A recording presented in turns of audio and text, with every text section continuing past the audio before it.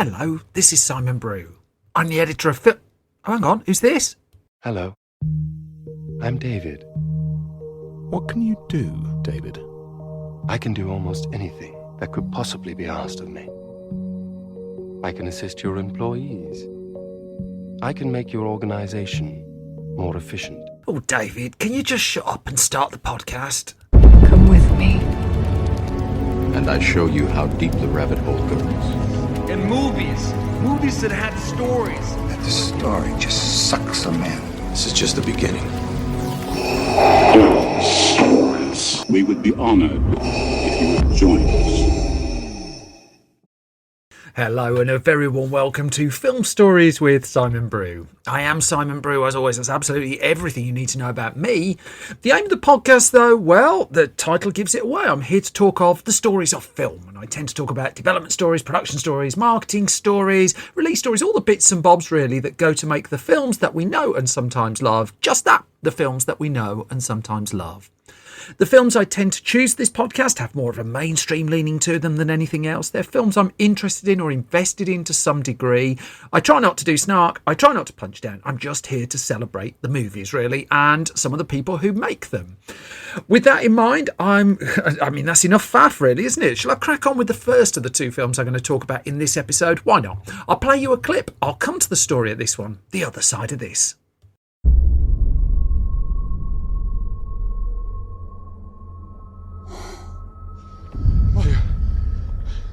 You're smiling.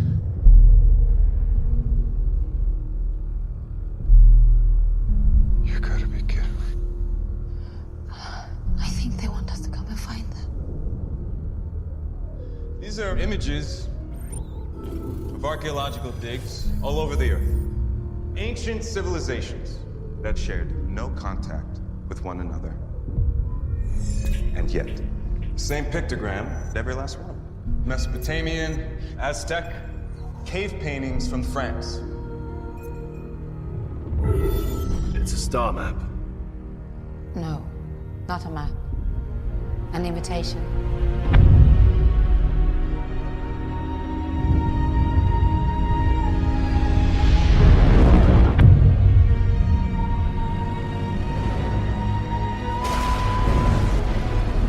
Prometheus has landed.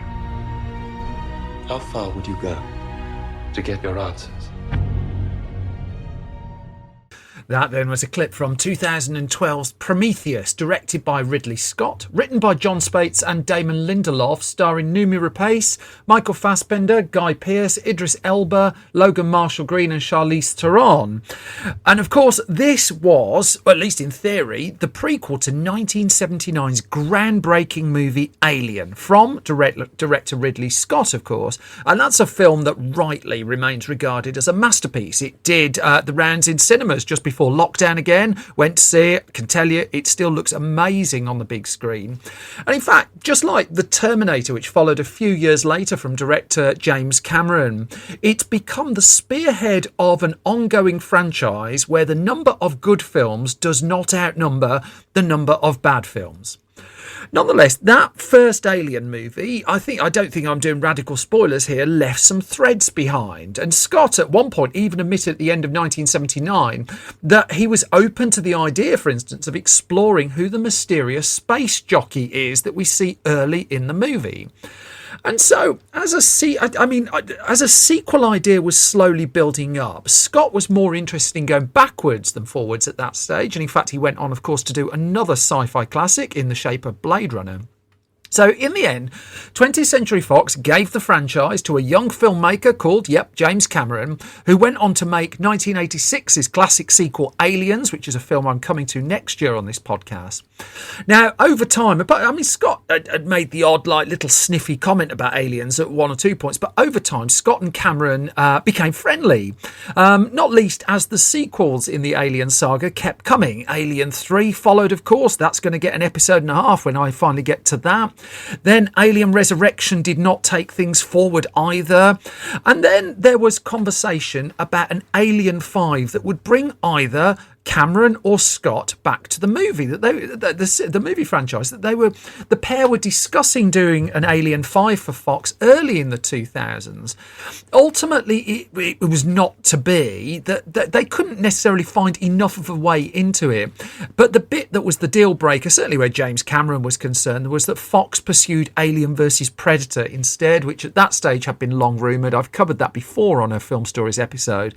At that point, Cameron just completely lost interest, realised that this was corporate product, really. And so his days of making Alien movies, well, they were over at that point. Now, Ian Nathan's penned an excellent book, Ridley Scott, a retrospective that I'm leaning on a little for the story of this particular movie, because what turned Scott back ultimately to the idea of doing an Alien movie again, and to returning to science fiction as well, as he discusses in that book, it was James Cameron, but not the idea of doing an Alien 5 with James Cameron. Rather, Cameron invited him onto the set of his then upcoming movie Avatar. So we're heading towards the end of the noughties here, the late 2000s. And as Scott wandered round and saw what Cameron had created, he felt that he knew he had to get back to science fiction, that he had this yearning to go back to the genre. And of course, Alien was just there. I mean, the name of it just kept coming up. Fans wanted more, but what direction do you take it in after a couple of lackluster sequels? And of course, Alien vs. Predator and its subsequent sequel, Alien vs. Predator Requiem, left something to be desired, I think I could charitably say. At this stage, Scott was also toying with, potentially, I covered this a couple of weeks ago, with The Wolf of Wall Street. He was toying with making that with Brad Pitt at one point. But in the end, he was getting drawn more and more back to the Alien world. And so come 2009, Scott was, as he tended to do, meeting with screenwriters to explore possible projects. One name who was springing up in terms of Hollywood screenwriters was John Spates. And he had come to prominence off the back of a script he wrote for Passengers, which at that stage hadn't been made. It would ultimately be made. But Passengers ended up on the 2007 Blacklist. Now, the Blacklist, if you're unfamiliar with it, is a list of the best unproduced screenplays in Hollywood, voted for by talent agents and such like, and development executives. And Passengers was one of those films, a big science fiction movie that in the end Sony would pick up, would make it with Jennifer Lawrence, and the film would have problems again. I will come to that at some point.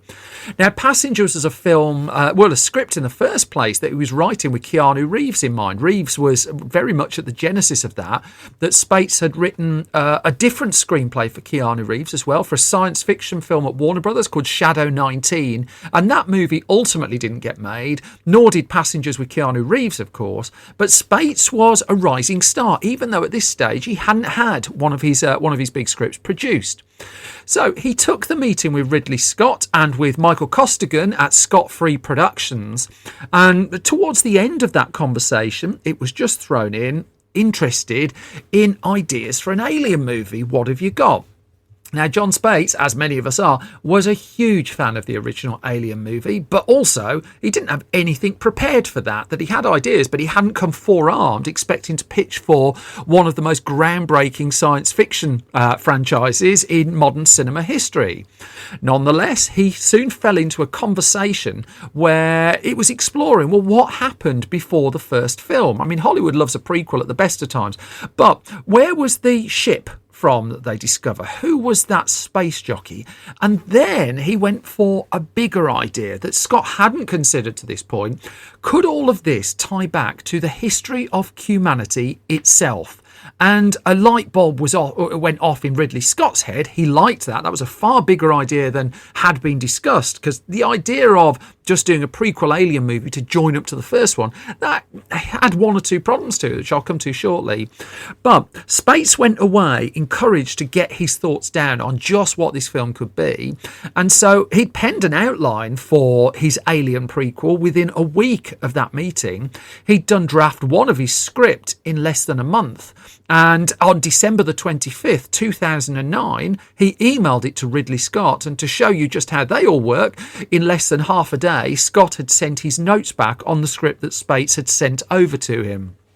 So the conversations kept going from there, that Spates was given space at the Scott Free Production Company offices in Los Angeles for several months, and he got into a working methodology where he would write during the day, and then he would work and have conversations with production designer Arthur Max and his team in the evening. All sorts of working titles were being mooted at this point. Would it be Alien Tomb of the Gods? Would it be LV-246? Alien Engineers? Alien Origins? Alien Zero? That notwithstanding, whichever title they were going to go with, it was already clear that this was going to be quite bold. This was not going to be your traditional franchise movie. And 20th Century Fox, it was going to be a bit of a leap. This was the era where Fox was happy to cut its films back to get a PG-13 or a 12A certificate to get the broadest family audience. The thinking at this point in Hollywood was, if you go into the marketplace with a 15 or an 18 certificate movie, or R rating in the US, you are cutting yourself off at the commercial knees. So, I mean, I'm going to rewind the story just slightly, because there was a snag in the first place before Fox would commit to pressing ahead with John Spates anyway. Because as Ridley Scott was developing this, he said that he wasn't actually going to direct it. So we're back in, 2009 here. And instead, he recommended a man called Carl Rinsch to direct the movie. That Scott would develop, Scott would produce it, but getting behind the camera again on one of these? No, perhaps not. So the idea was he would hand the project off to someone else. Now, 20th Century Fox, up against a degree of risk and the fact that this couldn't go out with a broad rating on it, did not agree with this, not least because this was going to be an expensive film to make anyway. And Fox got to the point where it was willing to walk away from the project if Ridley Scott did not agree to direct it. So, by the middle of 2009 even, crikey, bit of time travel there. By the middle of 2009, Scott committed. Yeah, going to do this. Wolf of Wall Street, going on to someone else. He was going to direct the Alien prequel. He was absolutely, definitely in. And Carl Rinsch, in fact, would go on to direct a film called 47 Ronin instead.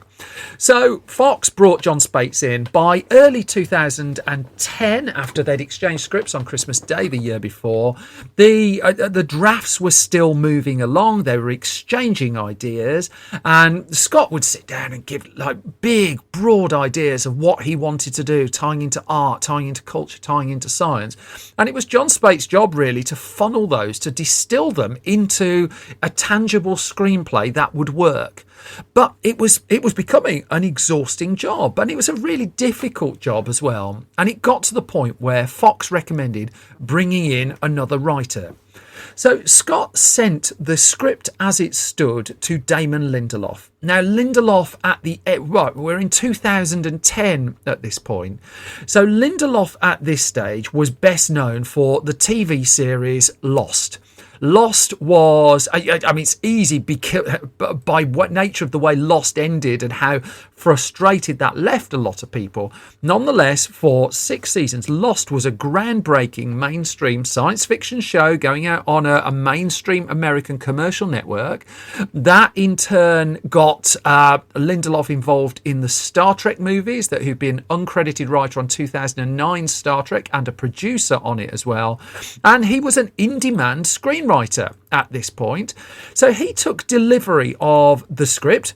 The script as it was delivered to him, though, well, it didn't have a title on it. It was it arrived at his front door, and he was just basically told, you've got to read this and return it straight away. So he didn't know he was going to get into an Alien movie, and he read through it, and there were things that he liked and there were things that he didn't. And one of his key critiques, as it happened, was it felt at this stage far too much of an Alien film. And Lindelof's argument was, if you're going to go and buy a ticket for an Alien prequel that leads to Alien straight away, you know exactly where the movie's going to go, and it undercuts the tension of it. And let's face it, Alien at its best, hugely tense series of movies.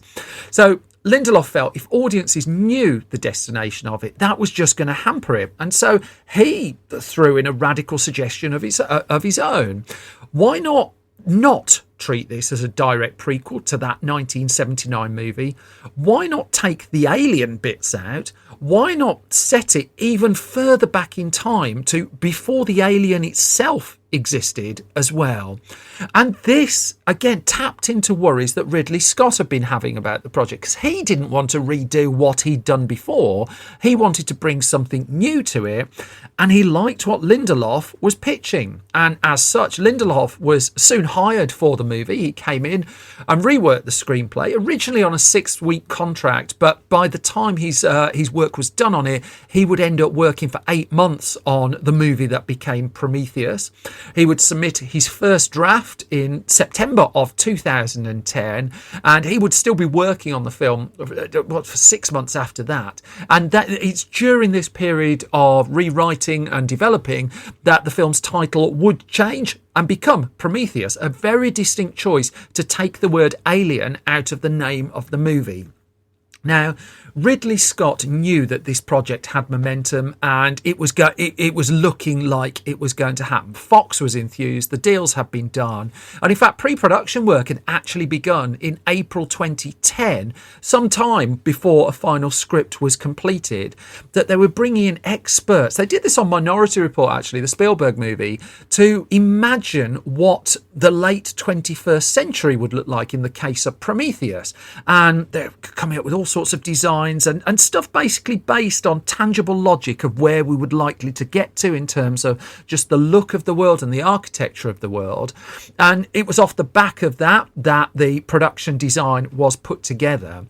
The shoot was planned for London, that it was going to be at London studio complexes. Fox was going to have to spend a lot of money on it. Scott was after north of $200 million to realise the world that he was bringing to the screen. When you consider how cheap the original Alien film was, that's a bit of inflation. Fox wouldn't spend that much on it. Nonetheless, a deal was completed, and Fox allocated a budget in the region of $130 million to bring the Alien franchise back to the screen with the man who directed the first movie. This went down brilliantly with fandom. This was a hugely anticipated film. The first official announcement of it was made on January the 14th, 2011. Even then, it was playing its cards very close to its chest, but there was an announcement the film would follow in March of 2012, although that release date would ultimately be postponed to June of 2012. Nonetheless, after so many years of rumours and speculation, it was happening. This was going ahead. So casting-wise, Fox was looking for the lead for the movie. Fox was recommending Natalie Portman, for instance. They wanted a name to headline the film. Scott, for a while, was veering more towards actors such as Olivia Wilde or Carey Mulligan or Gemma Arterton. One person who was said to have been offered the lead role of Elizabeth Shaw in Prometheus was Charlize Theron. But at this stage, she had a commitment to George Miller to shoot the film Mad Max Fury Road, and that meant she couldn't commit to Prometheus. As it would happen, the schedule of Mad Max Fury Road, once the casting had been sorted for that lead role, would move. And so Theron was available again, and she would take on the role of Meredith Vickers in the film as well. A smaller role, but nonetheless an important one. Scott then watched the Swedish film version of The Girl with the Dragon Tattoo movie, and that's where he saw Noomi Rapace for the first time, and his mind was fairly quickly made up that he called her up and offered her the role after a little bit of pondering. And she was absolutely, definitely interested. One person who was one factor that were less convinced of Rapace at this point were 20th Century Fox, that insisted on a screen test just to sign off the casting of the movie. But the screen test was completed. She duly signed on the dotted line, as did quite a cast, really. That Michael Fassbender came in. You heard from him right at the very, very, very start of this podcast, and he would model his character to a degree on Peter O'Toole in Lawrence of Arabia. I think you certainly see that in the performance as well. A little bit David Bowie, a bit of Olympic swimmer like Greg Louganis as well. And then fleshing out the crew of the Prometheus were Idris Elba, Rafe Spall, Sean Harris, Logan Marshall Green.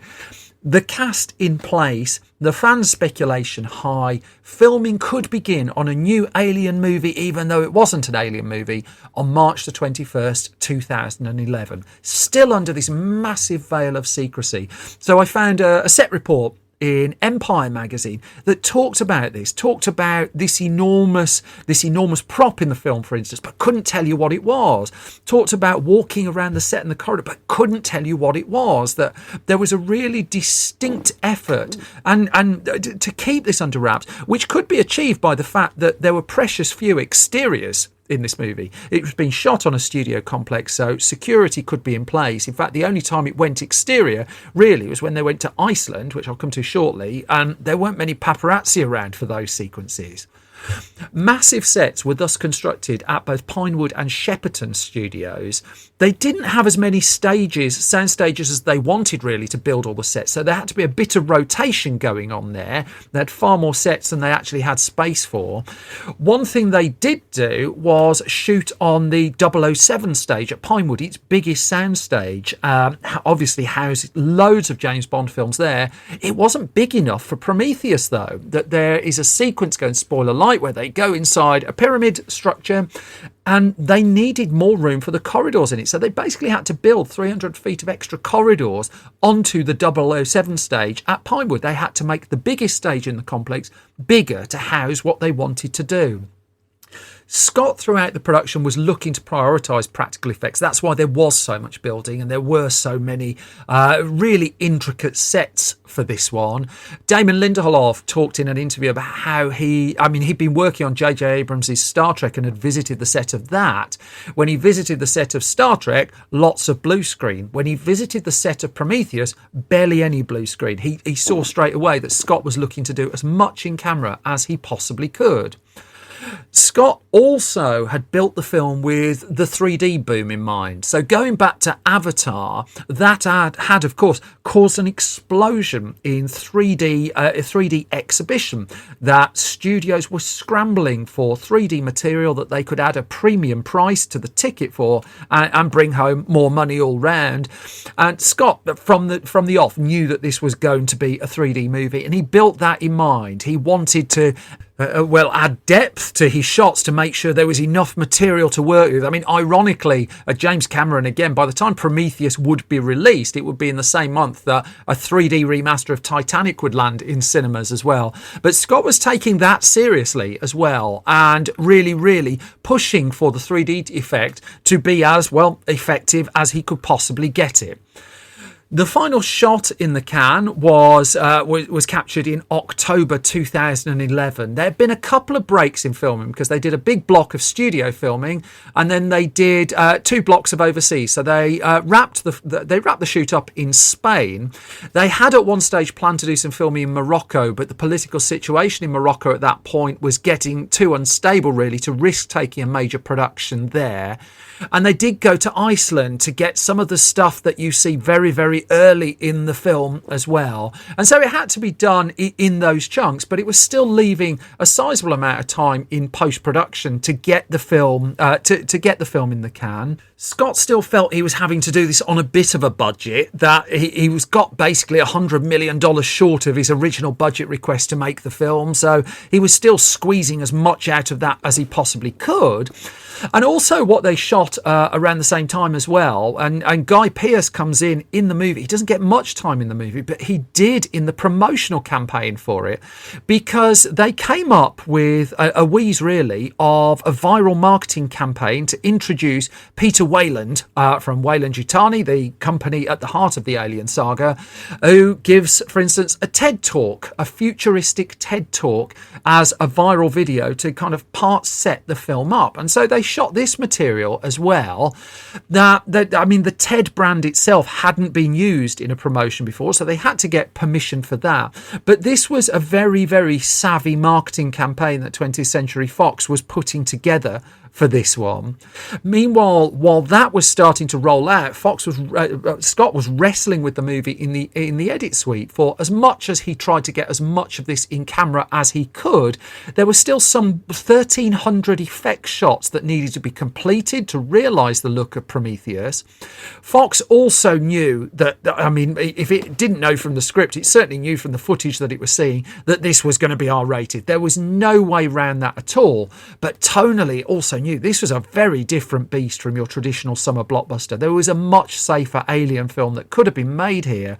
And even by the time we were heading into the release of the movie, Scott was playing down the idea that this would lead directly into the Alien film. That he was talking, actually, there's another film in between. And by the time he went to make the other film in between, he was then talking about there might be another 2 films in between. There was sufficient distance in his mind from 1979 Alien and 2012 Prometheus that they almost could be regarded as completely separate entities.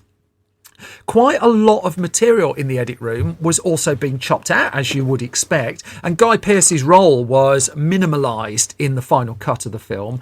In fact, when we see him, I mean, he's made up as an old man. He's in heavy aging prosthetic makeup, and when you consider how little we see of the character in the film, it's just like, well, couldn't they just have cast an older person rather than slap a load of paint on Guy Pearce? But of course, there was stuff that was cut out of the movie.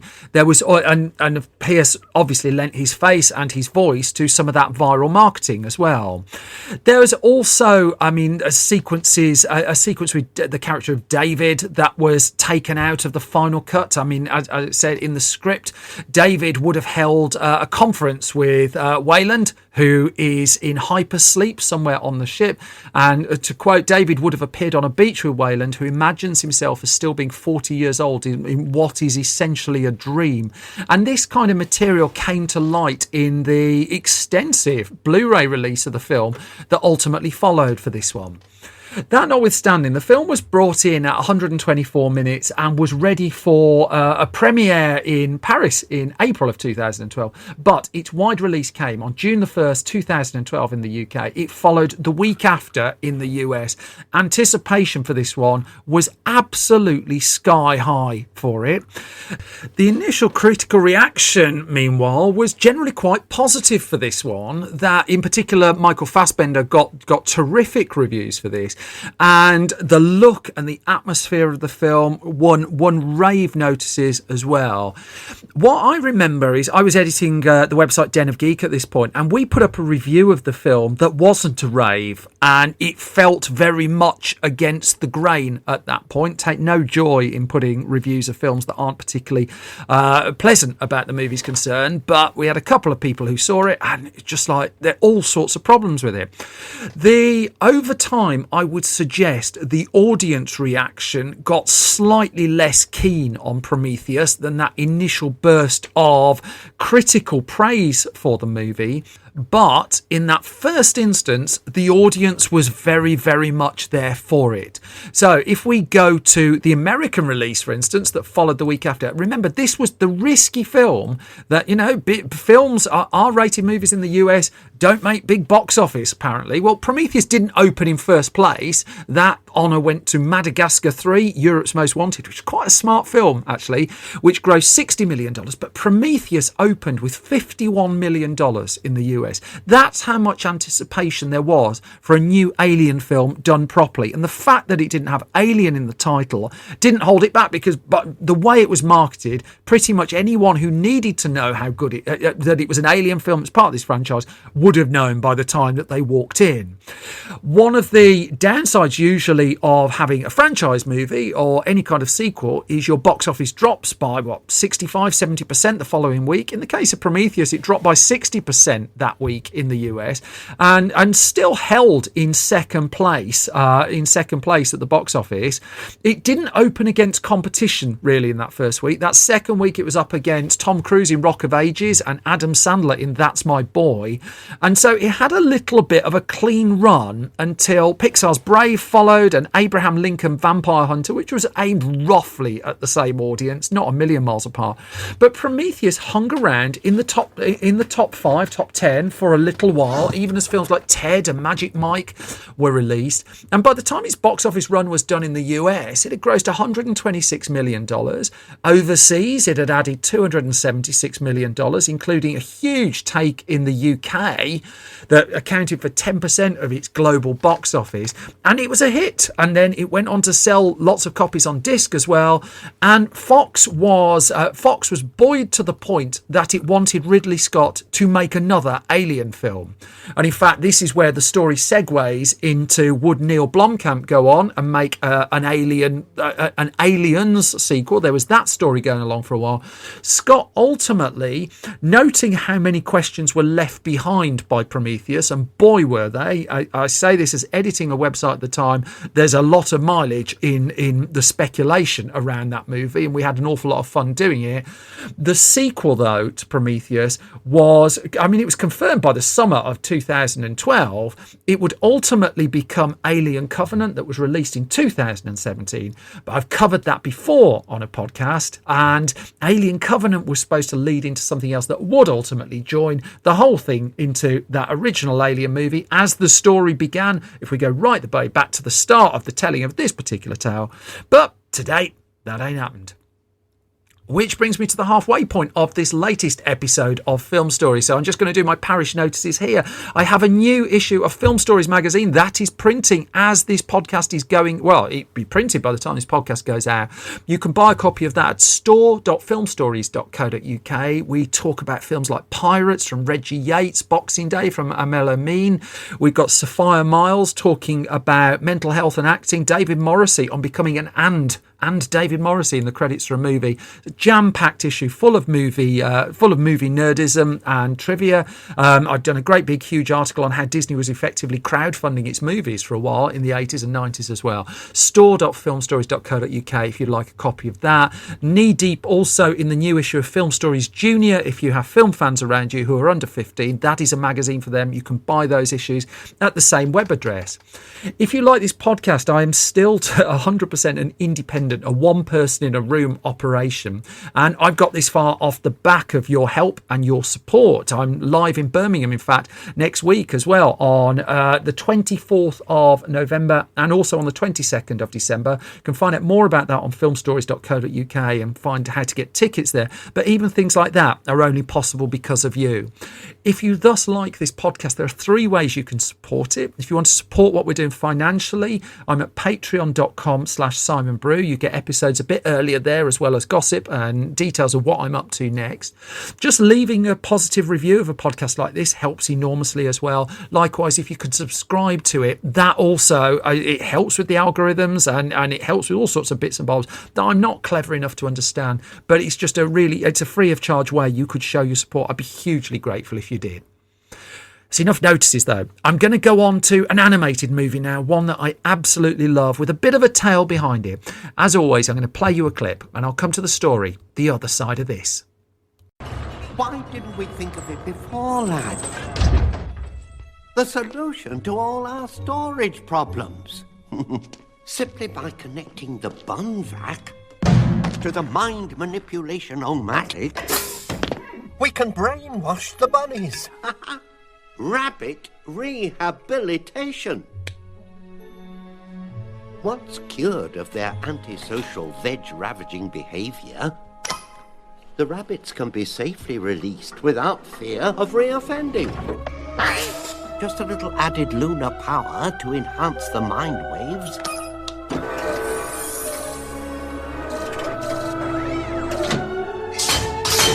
And we can begin. Veg bad. Veg bad. Veg bad. Say no to carrots, cabbage, and cauliflower. That then is a delightful clip from Wallace and Gromit, The Curse of the Were-Rabbit from 2005, directed by Nick Park and Steve Box, written by Steve Box, Nick Park, Mark Burton and Bob Baker, with the voice cast including Peter Sellers, Ray Fiennes, Helena Bonham Carter, Geraldine McEwen in there, Mark Gatiss in there, Peter Kay in there, Nicholas Smith, and just a delightfully British voice cast, really, as you would expect from a production from the the animation legends at Aardman, based in Bristol. So, by the late 1990s, a 5-picture deal had been inked between the American company DreamWorks Animation and the Bristol-based animation company Aardman, known for stop-motion work, particularly the Wallace and Gromit shorts that had won the firm a couple of Oscars at that point. The first fruit of the deal between DreamWorks and Aardman, well, that it got off to a cracking start. The film Chicken Run, which came together for a summer 2000 release. And Aardman, as I've discussed that in a previous episode of the podcast, but Aardman had to significantly transform itself to be able to make a movie. And it did it. I mean, it did it the hard way round, really. It set up courses with local colleges and such like to build the talent in the locality of the area rather than importing people left, right and centre to do so. It also set up an arrangement where the boss of DreamWorks Animation, Jeffrey Katzenberg, would fly in regularly from Los Angeles on the private jet to a small airport in Bristol, hop across to Aardman, have his meeting, and then fly back again. Now, Peter Lord and Nick Park directed Chicken Run. Aardman already had 3 Oscars in its cabinet at this point. But one of the things that Katzenberg and DreamWorks wanted was to keep the conveyor belt going. Even as Chicken Run was coming to an end, Katzenberg was like, well, what have you got next? No, there's a 5-picture deal. Stop frame animation movies take 5 years each to make. You've got to get going on whatever the next one is. And so at that stage, the thought was that Wallace and Gromit was going to be the logical choice for the third of those 5 films. In fact, in March 2000, a couple of months before Chicken Run was released, Aardman's spokesman at that point, a man called Arthur Sheriff, told the BBC that casual conversations have taken place so far, but I can say that Nick Park would like his next movie to be a Wallace and Gromit movie. And this was at the point where Park was promoting Chicken Run, so he had to get that out of the way first. But the idea of a Wallace and Gromit feature, which many had expected to be Aardman's first film, is now rearing its head. Now, Chicken Run was a big success, and Katzenberg was pushing for what would be next. And at the point Wallace and Gromit film was coming together, there were just elements of that were sliding into place. And the late Peter Sallis, of course, was pivotal to that as the voice of Wallace. But this wasn't the first film that really Aardman was looking to develop next. Because instead it was working on a project called The Tortoise and the Hare for its second movie. And The Tortoise and the Hare is to date the only movie that's been announced by Aardman that's not been made. That all the other stuff has been developed behind closed doors. Pixar had a similar thing with a film called Newt that it announced and then had to scrap. And so since then, you only get a peep of what films are coming once they're absolutely definitely going to happen. And in fact, I asked Aardman co-founder David Sproxton about Tortoise and the Hare once upon a time, and he talks about how at that point in time in the history of that company, they couldn't crack it then. They didn't have the expertise then, but perhaps since that point, with the expertise they've been able to accrue, they'd be able to unlock it were it happening now. But it was a very dark time for Aardman. It resulted, at its peak, 160 people were already working on The Tortoise and the Hare, that it was heading towards development. This wasn't a case of they were just working on the script. They were starting to build the movie to the point where they could send a story reel to Los Angeles, to Jeffrey Katzenberg, and Katzenberg didn't like it. The thing is, on this one, the Aardman staff sort of agreed with him that just something wasn't working. And the problem here was production had begun and money was being spent, and they were having to fix a film as it went along. By the middle of 2001, DreamWorks in the end decided to pause the project. Shrek had happened at this point, it was happening, and it was transforming the expectation in DreamWorks' eyes for what a film could do, and heads had been turned. Meanwhile, against this backdrop, the far more modestly costed The Tortoise and the Hare went on hold for 6 months, leading Aardman to have to lay off 90 staff. And they've described it as the biggest failure in Aardman history.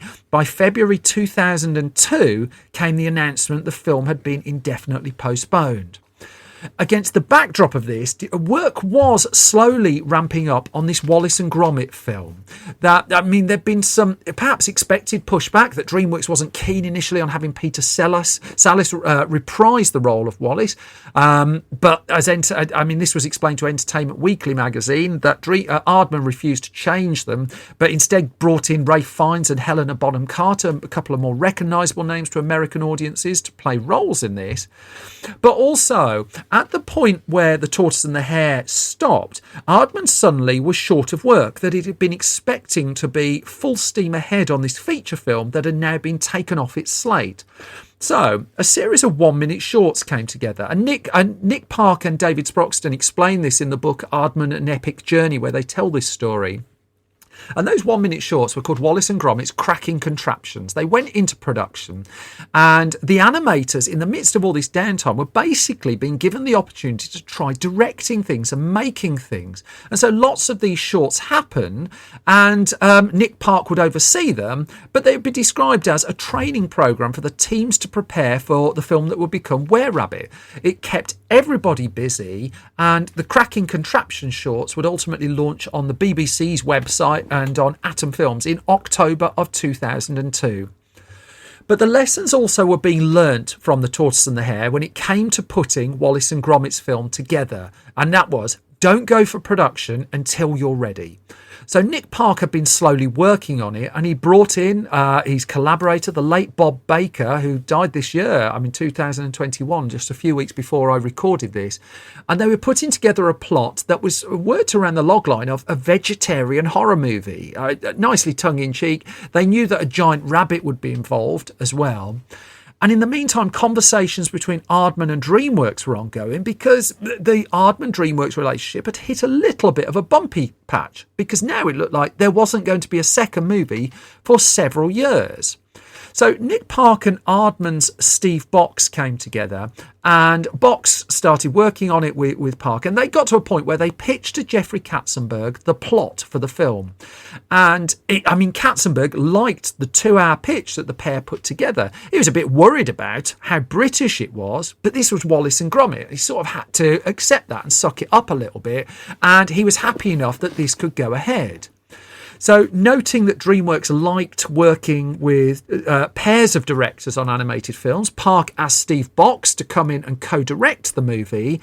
He'd worked with Bob Baker for years already. The newcomer of the team really was Mark Burton, who'd done a bit of work on Chicken Run to that point. And they'd worked this story that they put to Katzenberg.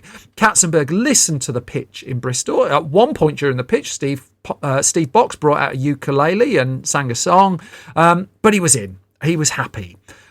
Not for long, because DreamWorks had, in its deal with Aardman, an understanding that it would have control of the characters that were created. With the case of Chicken Run, that was slightly easier because everything was created anew for that film. But Wallace and Gromit were pre-existing. They were Aardman royalty, and Aardman did not want to surrender control of its characters. So the deal between the two was going to have to be redone for this movie. That Aardman was now insisting on a very different deal to the one it had struck for Chicken Run. As Peter Lord noted, he said, we had to hang on to various rights. We needed guarantees of control over our characters.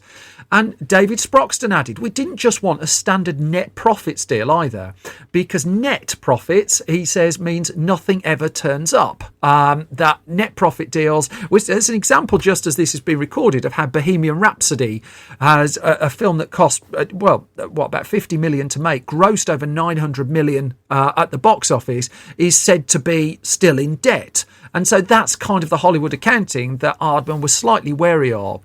So they wanted a new deal. DreamWorks pushed back on that. And in the end, it allowed Aardman a slightly different deal, but with conditions. It wasn't allowed to make a film for anyone else up to the release of the Wallace and Gromit film.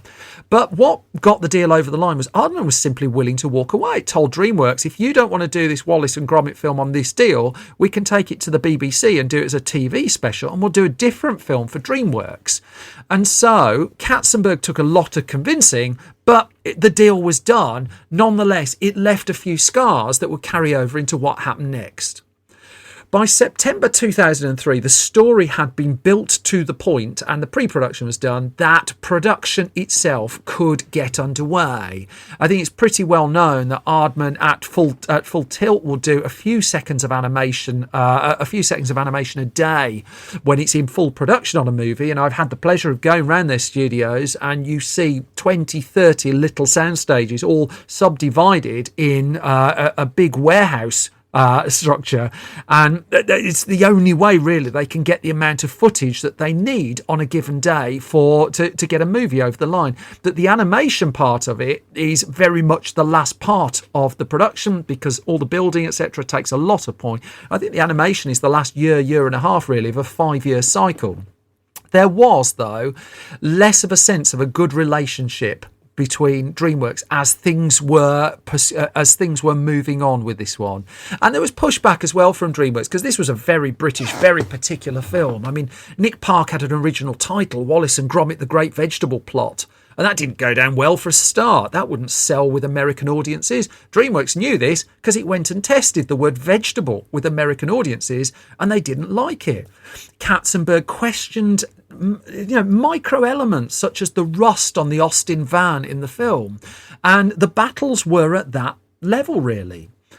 In the end, across the production of the film, which went on for a couple of years, there were 6,000 storyboarded frames that were used for the story reel, just as reference for an animator to work from, and there were 4 times as many storyboards drawn to get to that point. Each sequence in the film had been designed and built 3 or 4 times just to get it right, and just to add a bit of stress, the ending of this movie was changed very, very late in the day. Now, for any film to change its ending 6 weeks away from the end of shooting would induce some degree of, stress. When you're on a stop frame movie where the preparation to get everything built and in place is enormous, if you're changing the ending 6 weeks from the end, that is trouble. But they realised the ending they originally had to this film didn't work. And so they'd been flown over by Jeffrey Katzenberg to New York for a promotional event that they needed to do for DreamWorks. And Nick Park, on the flight back, was just talking about why he wasn't happy with the finale. And they came up with a fresh idea that ultimately would work, but it would hold the shoot back for another 4 or 5 weeks. Even as this was going on, it should be noted, Aardman was working at this point. It had learnt its lesson. It was building its next film for DreamWorks that would be flushed away. It was also working on something called The Croods, which ultimately, when the two companies parted company, would be left behind with DreamWorks. DreamWorks kept sharing notes, though, with Nick Park, and Nick Park continued to, pretty much ignore them. As he would tell The Telegraph a few years later, he said, I get these notes saying, shouldn't Wallace have a cooler, more modern car? And I'd say, no, you're missing the point. The irony doesn't translate. It's cool because it's not. And he'd already made 3 Wallace and Gromit films, of course, short films, and said, I was in a position where I could say, no, Wallace wouldn't do it. And he said, there's a false assumption that if things look old-fashioned, children won't relate to it. And he said, well, my favourite programme as a child was Dad's Army. By the time the film was finally complete, it was September 2005, at the point where it premiered in Australia, before it would get its US release on the 7th of October 2005, its UK release on the 14th of October 2005. There was a little bit of testing done as they went along, because that in turn led to a toning down of the British accents a little bit for American audiences, just to make them slightly more decipherable. But the film was finally ready to press ahead. Now, against this backdrop, DreamWorks Animation was hitting a few problems. That as much as Shrek 2 had been a gigantic hit, it hadn't shifted as many DVDs as had been predicted, and Katzenberg was under a bit of pressure. There's a book too, which I'm just about to read you a little bit from, called The Men Who Would Be King by Nicole Laporte, which talks about the relationship with DreamWorks and its various collaborators. And on page 388, I mean, he just goes to, there's this line, as one former DreamWorks employee puts it, Jeffrey Katzenberg and the British are about as antithetical as anything you could imagine. Aardman artists went to tea at 2:30 in the afternoon, and Jeffrey was like, what? Katzenberg was also bewildered by the amount of time it took to make clay animation movies in which artists moulded by hand each and every character and prop's movement. He said Wallace and Gromit took 5 years to make. The process bore no resemblance to the quick mouse clicks used to edit CG films. Katzenberg was also lowering expectations for Wallace and Gromit, but, as the book says, he was nonetheless hoping that American audiences would make the charming British characters into Mickey Mouse-like icons. However, the resultant film, this is not quoting from the book now, was far more, was too, as it's described, quaint and distinctly English, that the characters were speaking arch-English accents, and it quotes the Times saying Wallace and Gromit is as English as apple scrumping, walking Wildershins and losing on penalties. The film put before critics, though, well, it got rave reviews, and deservedly so. I mean, what a film this is! Got rave reviews pretty much across the board. It's such a cine-literate movie. It's so beautifully shot as well, in a very, very cinematic way. And the critical response to it was, I mean, it was one of the best reviews filmed of the entire year. It went down an absolute storm. So there were hopes that it would also go down a storm at the box office in America, because it was going to be a huge hit in the UK. That much was clear, and it was a huge hit in the UK. In the US, it was opening against, well, a film called In Her Shoes, hugely underrated movie, that, with Cameron Diaz. Two for the Money, The Gospel. Flight Plan had landed the week before. I think the writer of Flight Plan listens to this podcast. I think he's dropped me a mail or two. If you are out there, that is a hello. I will come to Flight Plan on a future podcast. Wallace and Gromit opened at number one at the American box office, but it opened at number one with $16 million. Now, it only cost $30 million to make, but nonetheless, DreamWorks at this point was well into hundreds of millions for the Shrek movies, and it just wasn't as much as it was hoping. And in fact, Wallace and Gromit, for all the rave reviews, would peter out a bit at the US box office, and it would end up with $56 million. Paddington 2 did similar thing by the time it landed in America, that as much as it had rave reviews here in the UK, it just didn't generate the box office interest in the States. And there's a lot of people catching up on that film and realising it's one of the greatest movies ever made.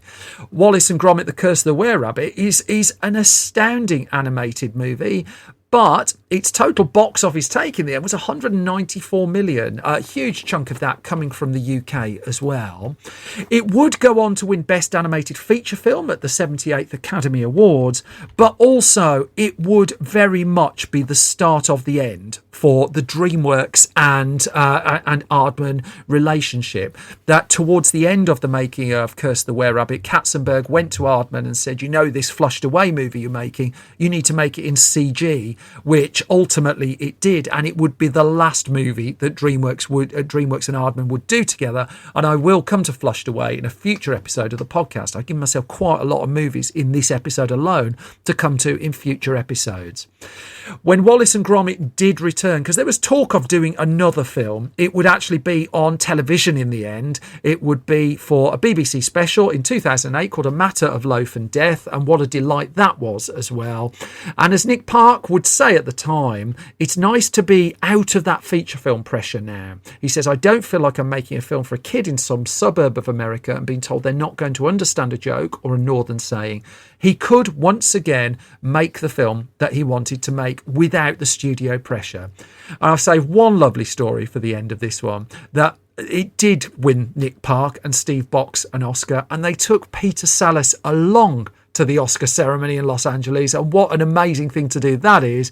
And just to go completely British of it, they both managed to get locked out of the Oscars after they went to the loo and had to request to be let back in.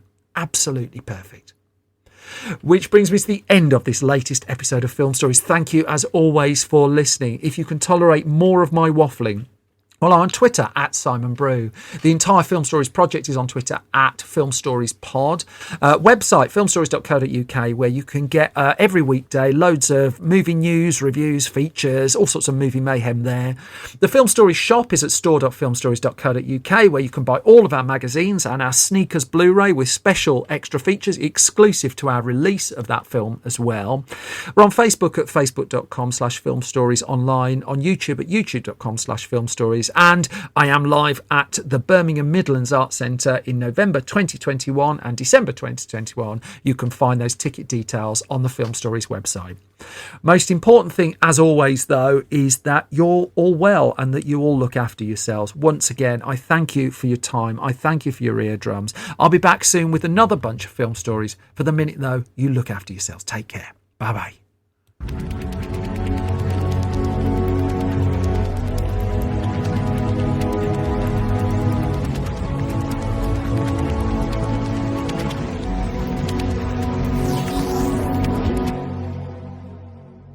Nighty night, me lovelies.